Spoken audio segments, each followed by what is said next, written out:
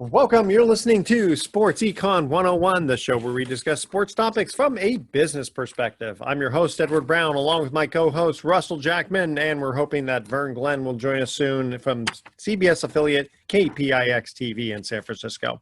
At each commercial break, we're going to ask a sports trivia question. Today's trivia theme is baseball franchises. We're going to see how well you know your franchises. Got figured I gave you too many softball questions there last time. Not about softball, except but the questions about softball. Yeah, you're getting close to that. That would be quite challenging, I'm sure. You would do it. I wouldn't put it beneath you. You asked us a yachting question one time. You've asked us darts questions and yachting questions. Wait, so did I ask a yachting question? Those questions? Did I actually ask? Yes, you did. I did? Yes, but probably the did. answer was yes, a cockswain, right? Or how do they spell it cockswain? But I don't know if they pronounce it. No, coxswain. that's for just the boating. That's just for the standard boat. The standard rowing, yeah. You got a little bullhorn there. Yeah. Okay, so when we come back, yachting doesn't. Okay, well, let's see. I just want to go over a couple of topics here. Simone Biles, obviously we've got to talk a little bit about her withdrawing from the Olympics. The Sharks' Evander Kane accused by wife of throwing games. Let's see here. We also have swimming's international governing body has forbidden Alice Dearling from wearing a certain kind of swim cap, if you can believe that. Top high school quarterback Quinn Ewers, I guess you pronounce it, may skip his senior year in high school to earn endorsement money and enroll at Ohio State. And then Chris Paul, talk about his option to become a free agent, and then it changed. Okay. All right. This segment of Sports Econ is 101 is sponsored by Pacific Private Money, still providing mortgage investments currently yielding over 7.5% secured by real estate. It doesn't get any more conservative than them. Check them out at pacificprivatemoney.com. Stay with us. Sports Econ 101 will be right back. Welcome back to Sports Econ 101. Edward Brown here along with Russell Jackman. Hopefully Vern is on his way. Let's put it that way. All right. First, let's talk about Simone Biles' withdrawal from the Olympics. Now, interesting, okay, so here's my take, right? Okay, so here she is. She's representing the U.S. And, some people are saying that, how, selfish that she was to withdraw and, she needs to step it up to the plate, blah, blah, blah. But I kind of look at it and, she seems like a pretty class act. And my take is, well, wait a minute, if her mind, for whatever reason, isn't in the game at that moment, she can actually hurt the U.S. by doing a poor job and get hurt herself. So in a sense, she's kind of helping the team by not performing if she can't perform at the high level. You see what I mean? Versus someone who just says, you know what, take a swig of something and get back in there. It's like someone who performs hurt, and you say, well, yeah, but how well are they going to perform if they're hurt? What are your thoughts? Well, and one thing that we have to take into perspective is it's the Olympic Games. Okay, they are games, and they're things that last 1 or 2 minutes, maximum. I mean, at least for the gymnastic stuff, you're talking about 5-minute routines or whatever. And if that's going to be something that affects somebody's entire life, if playing, in that 5-minute stretch is going to cause problems for a person, it's going to last for their entire lives, is a medal really all that worth it to us as the public? I mean, do we really care that much that somebody does something that they're totally uncomfortable doing? Well, I think the whole idea is there's so many people who are trying for the Olympics and can't make it, right? And so she's taking a spot, and this is about U.S. pride. So I kind of understand. Is it really about U.S. pride? I mean, it used to be. Exactly. Can you really name every single person that's won a gold medal for us? No. It's basically gold medal. If the United States earns 160 gold medals in this Olympics, and we don't earn 117 gold medals. Are you going to sit there really and just go, oh my God, we should have had that gymnastics gold medal, but except for Simone, you know, God, what a crappy Olympics it is because Simone didn't win a gold medal. I Well, mean, no, it's and you one know what medal. though? Actually, now that I think about it, even though I said someone could take her spot, actually someone did. There are substitutes. So Yeah, there are so that actually gave the always. That's benefit to the person who took her spot. And yeah, maybe she's not quite exactly. as good, and but you know, it's not like I was trying to compete, you know. So And yeah, um, she qualified for it. yeah, But you know, I do think that the Olympics should probably do, at least the US Olympic team should probably do more psychological evaluations to find out, you know, how people really feel about all this stuff yeah, before, you know, bringing them all the way to the Olympic Games itself. But you know, once you're there, you're there. And yeah.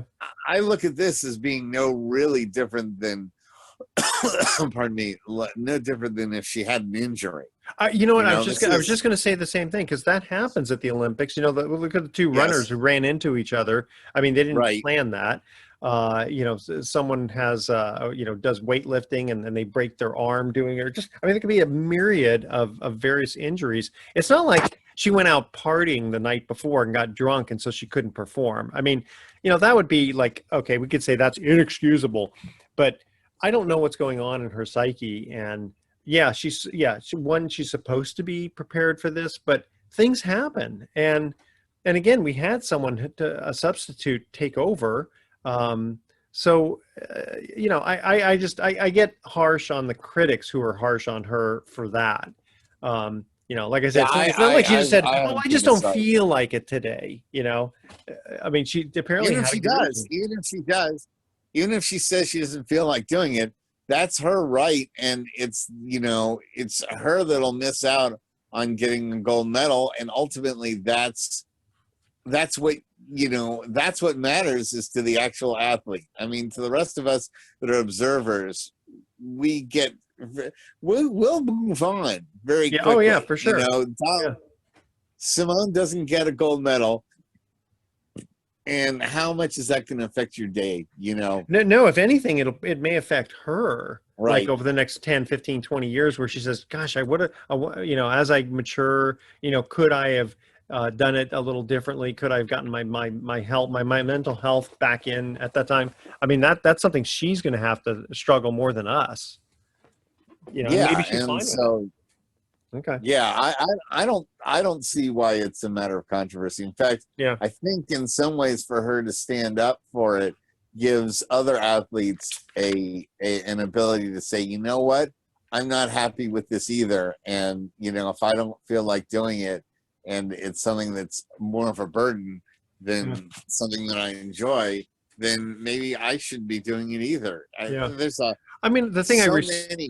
I respect for it from the standpoint that I don't see that there's any like political or international controversy type thing. It's not like she was trying to make a political statement by it, you know, where she's putting her own selfishness above others. I don't look at it that way. I look at it as just, you know, I assume she's being just very honest about, hey, there's just something that I just couldn't perform at the high level with my mental capacity at the time. Well, then there's the Todd Marinovich story. Do you remember him? Oh yeah, I mean, he's the guy that didn't have a Big Mac till he was 21 and went yeah, to college because his father made everything about football and yeah, football, football, football, football, football. And he snapped. He, yeah, like, the last time I heard what he was doing, he was running away from a cop because he was playing guitar in a place he shouldn't be, begging for money, and they found crystal meth in his guitar case. wow. And he had to run away from the cops to keep from being caught for meth. So, I mean, you Yeah, know, you know, that's the alternative. you know, you look at Then, you dads know, like that, and you forget say, it. you know what, you got to know your son well enough to know where he is and check in with him. Yeah, sure, we all want our kids to be on the grand stage, you know, just from the Yeah, but standpoint of it's you don't ego live for us. your life through them. You don't Exactly. live your life through them. If Well, you encourage your kids to do the things they love yep. doing, and then It's the you same. find a way to be excited about that. Well, and it's the same. It's the same thing like with my kids. They both have a business mind, like I do, but I'm not pushing them to go into business with me, or even follow my path or anything like that. It's like, what do you My kids guys don't watch pro interested? wrestling. My kids don't even watch pro wrestling. And it's not because it's too violent or anything like that. They just don't care. Yeah. They just don't care about it.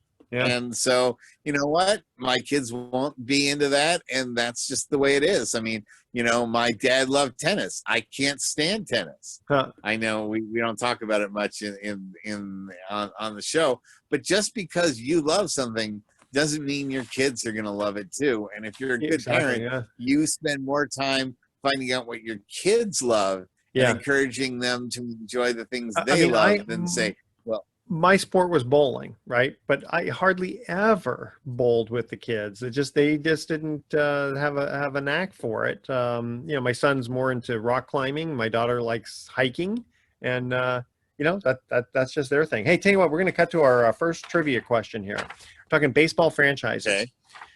What is the name of the baseball field connected to the Baseball Hall of Fame? What's the name of the field? All right. A little hard. Okay, well, first of all, where's the Baseball Hall of Fame? Is that Springfield? No, Cooperstown. Oh, Cooperstown. Sorry. Yeah. All right. That's basketball. That's basketball. Yeah, exactly. Okay. Email edward@sportsecon101.com. The answer to this question: what is the name of the baseball field connected to the Baseball Hall of Fame? Stay with us. Sports Econ 101. We'll be right back. Welcome back to Sports Econ 101. I'm Edward Brown along with Russell Jackman. Vern said he's going to be calling in, so maybe he'll just pop in sometime here. Question number 1. What is the name of the baseball field connected to the Baseball Hall of Fame? I'm sorry to say, but 30 years ago, in about another week, 30 years ago, I was actually at the Football Hall of Fame. It's marked my 30th anniversary of visiting the NFL Hall of Fame, so in Canton, Ohio. So I've been there, but I have not been to the Baseball Hall of Fame. Well, so it is awesome. In fact, I got to ask you, how is Canton? How is the Football Hall of Fame? There is no place that defines the middle of nowhere more than the city of Canton, Ohio. Ah, okay. By the way, I think there's no more city that is out in the middle of absolutely nothing else. All there is in Canton is the Hall of Fame. Well, it's like Cooperstown. There's not much there except for a couple of hotels and stuff. A burger place, a gas station, and the Hall of Fame. That's all there really is. But how is it was amazing. Is it? Okay. It was amazing. The 49ers had just won the 88 89 NFL against Cincinnati. I went 91. I went in 91. So we had just gotten done with that Joe Montana super performance. John Taylor. Yeah, with John Taylor, and also just the blowout of the Denver Broncos. So, it takes a couple of years for that stuff to get into the Hall of Fame. So when I showed up there, it was all about the 49ers, and I was having the time of my life. What was also interesting about the Football Hall of Fame is that they've got this gigantic trophy, maybe the biggest trophy I've ever seen, for Steve Largent, because he had the most consecutive number of catches. At the time, yeah. That's funny. Like, wow. I was like, Steve, but I'm like, I wonder if even Steve Largent thought he deserved a stat. Probably not. Hey, you know what? Vern just joined us. Hello, Mr. Vern Glenn. How are you? Hello, gang. Hey, so I asked this trivia question, but I did not give the answer yet. Let's see if you know the answer. What is the name of the baseball field connected to the Baseball Hall of Fame? What's the name of the field? Oh, where they play those Little League games? Yeah. Oh, the Little League games are in Williamsport. Yeah, all over the place. No. But they play tournaments on that field. Oh, they do. Okay, gotcha. Okay, well, I'm going to give you a very easy hint. Who do they claim is the inventor of baseball? Abner Doubleday. Yeah, so they call it Doubleday Field. Oh, okay. That's the name of that one. All right. So now let's move on. but first of all, Vern, we were talking earlier in the last segment about Simone Biles and how, you know, Russell and I are kind of going, why are people criticizing that? You know, I mean, A, that's why you have alternates, and B, if she's hurt or she mentally or physically, it's like she's not going to perform at the level. I mean, we didn't see a big deal with it. They make a big deal because number one, they don't know what they're talking about. They've never been an elite athlete. They're just bouncing off of their own experiences and what they think they know. And Russ, I mean, we were never an elite athlete. We don't know that lifestyle. We don't know the sacrifices, and we certainly don't know the emotional impact of that. So for her to overcome that, show up, win the bronze in the balance beam, I hats off to her. Yeah. To overcome all that. Yeah, so we're all in agreement. We're all in agreement on that one. Okay, we're going to move on here. So the Sharks, Evander Kane, accused by his wife of throwing games, and apparently he has a gambling problem because apparently he had settled a lawsuit with the Cosmopolitan in Vegas for unpaid gambling bills. Career earnings over $52 million, and I don't know when he did this, but he had filed for bankruptcy at some point. What is going on with these guys? I really don't know. I mean, I think it would be irresponsible to comment because things are unconfirmed and are still up in the air. It's a lot of he said, she said. He's denying charges that she made on social media. So it's not like she went and made some sort of legal claim. Yeah. She just threw that out on social media. He's denying it. The NHL, of course, when they hear have to look into it. Have to invest. Hey, are they still together as a couple? No, they're in the process of getting a divorce. Okay.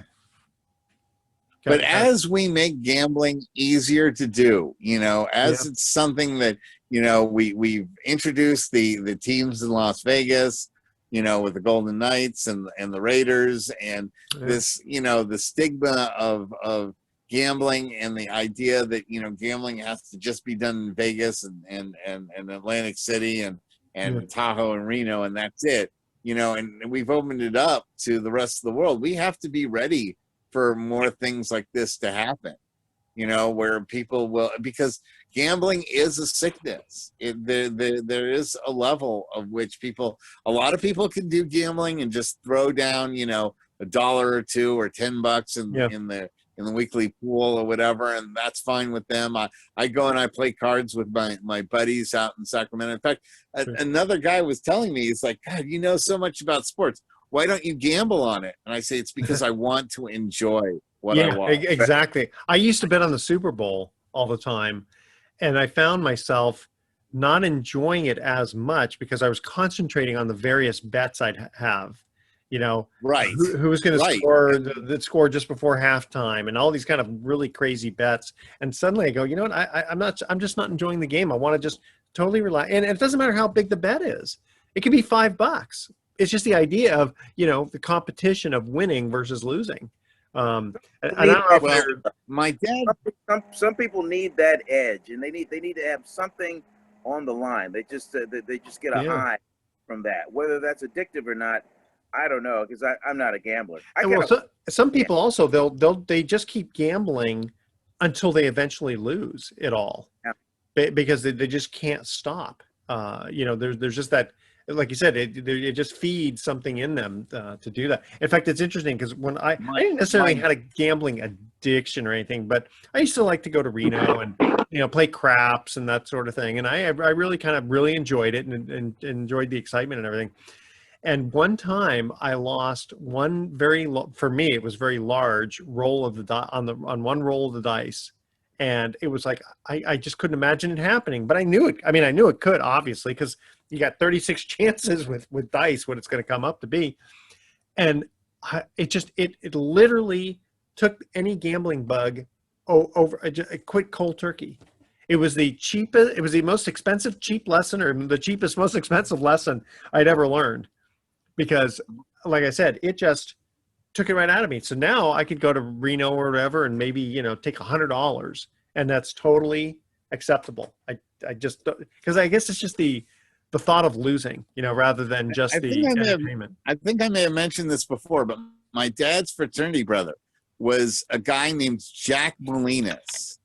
And I don't know how great you guys are with trivia, but do any of you guys remember Jack Molinas? He was with the Fort Wayne Pistons of the early 50s. And he was the first NBA player to be removed from the All-Star game because of gambling. Wow. And there's a book on him, and that he, my dad said he was just the kind they would, like, he and other fraternity brothers would sit there at the frat house and watch raindrops hit a window, and they would actually bet on which raindrop would fall all the way down to the bottom first. Well, they would do that. They would pitch. So I had a friend who was in the Pacific Stock Exchange options pit. So it's the options which gets really exciting, just like you saw in the movie Trading Places type of thing, right? And Yes. And they were bored. One day they would just happen to be bored. Nothing was going on. So one guy decides to start betting on, hey, how many Mrs. Fields cookies can you eat in a minute? And they started going back and forth, and people started joining in. Well, I could eat 3. Really? 3? And they started betting, and guys would go 5, 5, 6, just like you see in the pits. Wow, really? And wow. all the bet. Now we're talking about the mid 1980s. Guess how much was bet amongst that group between people? 20,000. $50,000 on how many? No, not one guy, but between all the various people, right? So they go out and they get the cookies, and he's chewing them down, and he's drinking milk to count, and he got almost 3 cookies in a minute. I mean, think about it; those cookies are pretty thick. Someone had actually bet he thought he could eat 6 cookies in a minute. Not even if you put them in a milkshake could you eat. It's like I don't know if you heard this, but a piece of bread. Try to, without just swallowing it whole, try to eat that within 1 minute. Just one slice of bread. Yeah. Really, yeah, try that. It's really hard. Okay, you guys ready? We're going to go to our second trivia question. We're talking baseball franchises here. Actually, I don't know why Doubleday Field is a baseball franchise. The first question, I don't get that one. Right. Yeah. All right. The St. Louis Browns became which team in 1954? Okay. All right. That's All our right. trivia question. Email Edward at sportsecon101.com. The answer to this question: the St. Louis Browns became which team in 1954? When we come back, a few topics I want to talk about here. Swimming's international governing body has forbidden Alice Dearling from wearing a swim cap designed for people with curly hair. Yeah. Vern, Yeah, you know about that. You got to know about that because you're into They swimming. call them the soul caps. Is that what they call them? Yeah, the soul caps, exactly. And I'm thinking, you got to be kidding me. But Yeah. anyway, okay, that's our trivia question, though. We're going to be right back. Don't touch that dial. Well, welcome back to Sports Econ 101. I'm Edward Brown, along with Vern Glenn and Russell Jackman. Our second trivia question: the St. Louis Browns became which team in 1954? The Baltimore Orioles. That is correct. Baltimore Orioles. All right.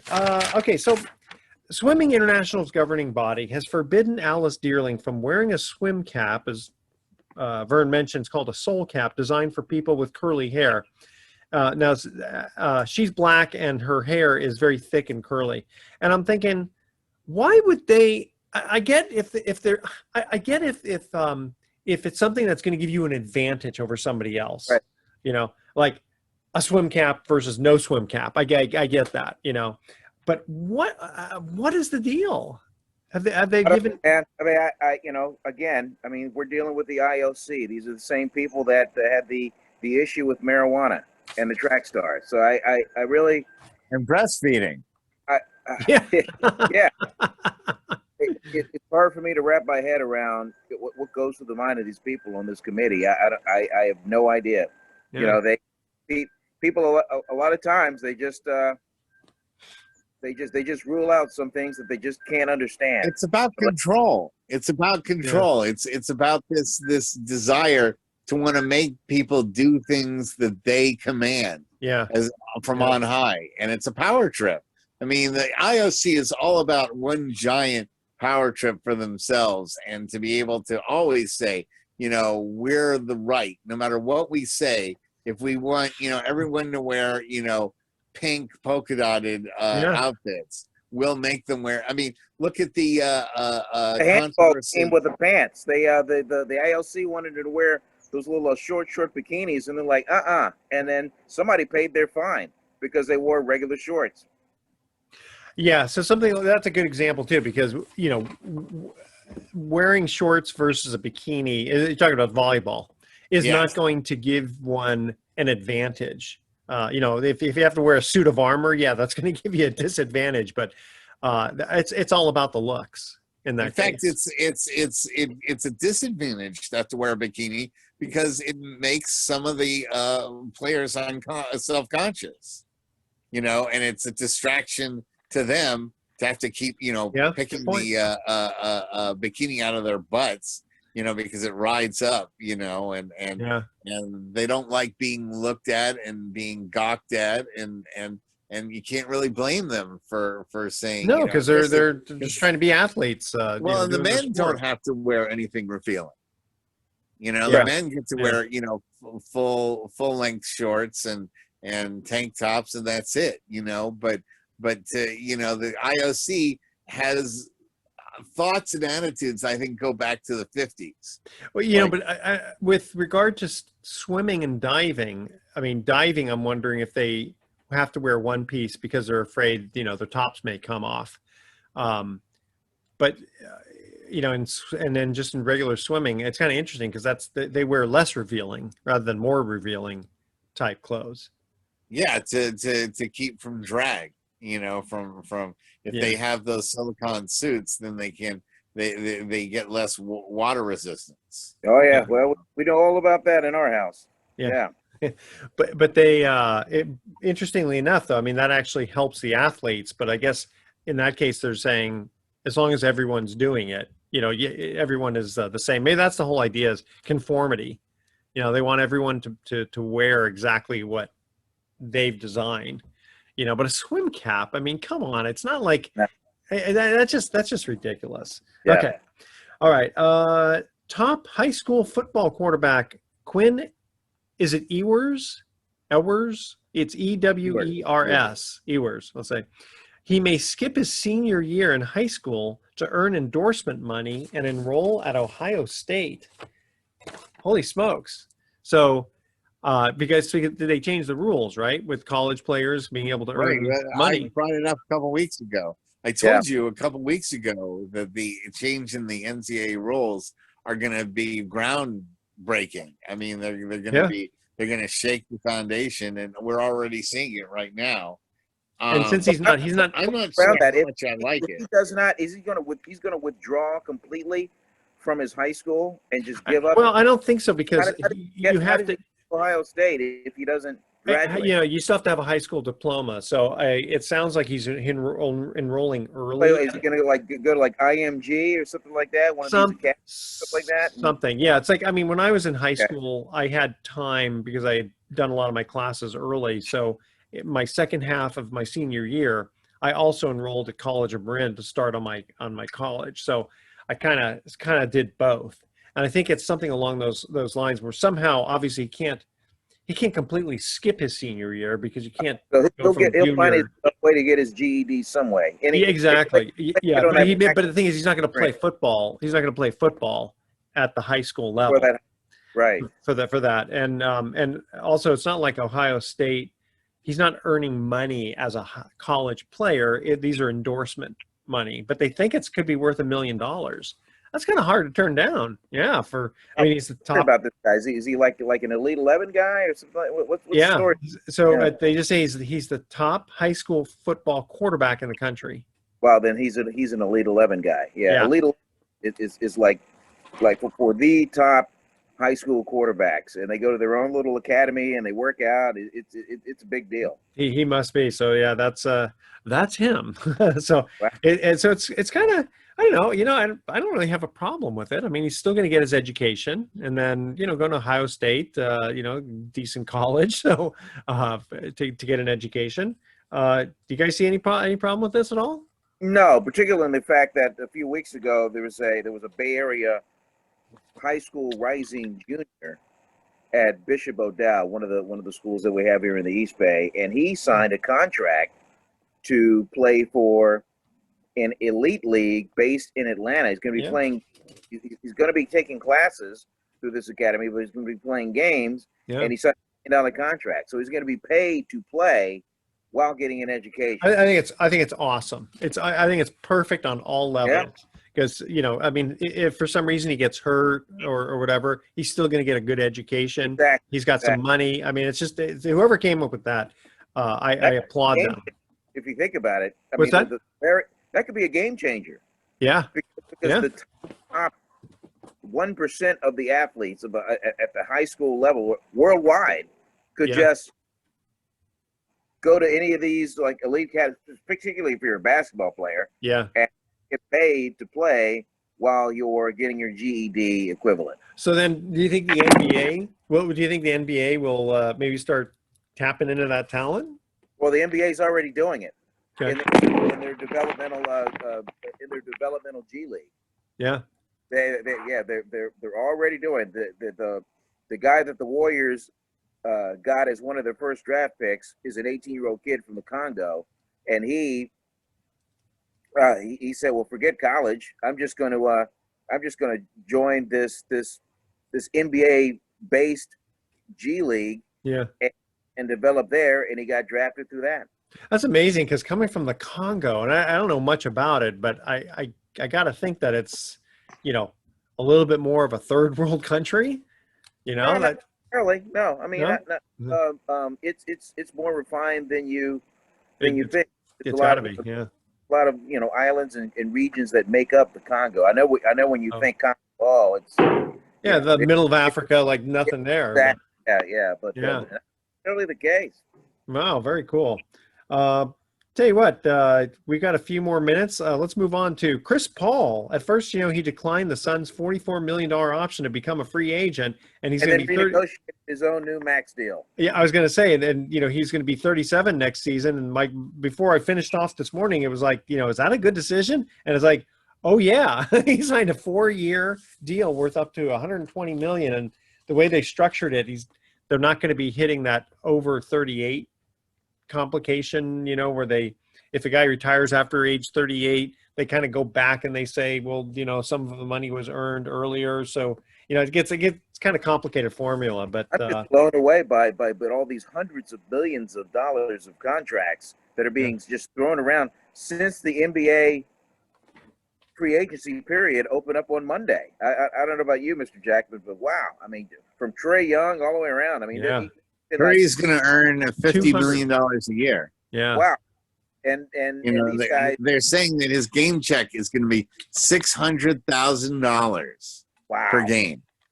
Yeah. Yeah, but here's the downside. Look at all the taxes he's going to have to pay. Yeah, still maybe the rest of I know. I think I'd still take that. Wow. Right. And, maybe the rest of us will pay fewer in taxes with Curry, footing the bill for the rest of us. Yeah, that's right. Let's see. Okay, is there anything else you guys wanted to talk about? Any baseball news or? Well, the Giants keep on winning. Yeah. And the Giants made a decent move. I really am happy about Chris Bryant. Yeah, I think that's really smart. Yeah, I got a chance to interview him the other day on the day that he arrived. Really, really nice guy. Really Seems like great guy, Las Vegas boy. Just devoted to the Cubs, who brought him up. When he got the news in the dugout, he broke down and cried as he hugged a couple of coaches. And but he did tell us that of all the teams that were thrown out that he could possibly go to, he definitely wanted it to be the San Francisco Giants. And did you know that when he was young, growing up, he wore number 25 because his favorite player was Barry Bonds? Wow. Oh my God, that's making me feel old. I was going to say, I thought it was Bobby Bonds, because he was 25. I was like, Barry, wait a minute, that's his kid, Yeah. Well, he's 29 years old. Oh, he's got a lot. And when he was growing up in Vegas, he Barry Bonds was his guy, and then he was talking about how His mom went out and got him an autograph Barry Bonds, ball that's kind of faded. It's still in his room in his mom's house, and so to wear that uniform and be in that clubhouse where Bonds was, he's pretty blown away by that. Well, if you think about him growing up in Vegas, what team would he have rooted for? Probably the Giants, right? I mean, did you say he was the Angels or the A's or whatever? You don't necessarily have to root for a Bay Area team, but but usually, I mean, you usually vote, go for the one that's closest. And it's funny because if you're outside of California, there aren't that many people, I think, that would root for the A's versus the Giants. There's just something about the A's. It just doesn't hold it for a lot of people. I was a big A's fan during the 70s, when they're actually in the late 60s when they first came to Oakland. But I wasn't. I know you do, but I wasn't an anti-Giants fan. I was just a Bay Area fan because they were our team. I'm just really amazed at how Chicago has completely, from 2016, their first World Series win ever, and now they are maybe back to another 95-year plan. On when they're going to win another World Series. I mean, Rizzo and Bryant, and I don't know, they just almost like dismantled the team. Hey guys, isn't it interesting how Bryant and Rizzo and Baez they make their debuts with their new teams and they all hit home runs in their debut. There you go. We gotta love that. Okay, guys, cutting to our last trivia question. Baseball franchises. In 1970, which franchise became the Milwaukee Brewers? All right, that's our trivia question. Email edward@sportsecon101.com. The answer to this question: in 1970, which franchise became the Milwaukee Brewers? All right, stay with us. Sports Econ 101. We'll be right back with some closing comments. Welcome back to Sports Econ 101. Last time for today, I'm Edward Brown, your host, along with Vern Glenn and Russell Jackman. Trivia question number 3. In 1970, which franchise became the Milwaukee Brewers? I'm getting a headache just trying. The Washington Senators? No, that's what I thought too. But who was which team was only in the league for 1 year? Wow. Seattle Pilots? Or yes. Something like Seattle Pilots. Wow, That's right. okay. The Seattle Pilots became the Milwaukee Brewers. You know what? I still have some baseball cards from the Seattle Pilots. Seattle Pilots. A guy named Tom Duke, because I still remember a nice little smiling face and a hat that's got like no logo on it. From the Seattle Pilots. Yeah, I'm not sure what had happened. Maybe I think they just ran out of money. That's what happened. I want to get the new Seattle Kraken, their hockey team. My son is a big fan. A Seattle what? The Kraken. Kraken. Okay. It's the monster. Yeah. Gotcha. Okay, you guys ready for our thoughts for the day? Some of these are actually, a couple of these are just serious ones. Confidence comes not from always being right, but from not fearing to be wrong. Not true? And a pessimist is one who makes difficulties of his opportunities. And an optimist is one who makes opportunities of his difficulties. Harry Truman said that. The guy who kind of had to drop the bomb. Okay. And my wife just found out I replaced our bed with a trampoline. She hit the roof. All right. Nice. I do. You like that? I like that. You like that one? Okay. Tune in next week to Sports Econ 101. We'll be discussing sports topics from a business perspective and asking more sports trivia questions. In fact, Vern, you're off next week. Is that correct? And the next, too. Holy smokes. 2 weeks without Vern Glenn. I don't know how we're going to survive. Sorry, all right, but on behalf of our team, I'm your host, Edward Brown. We'll see you next week. Good night, America. Adios.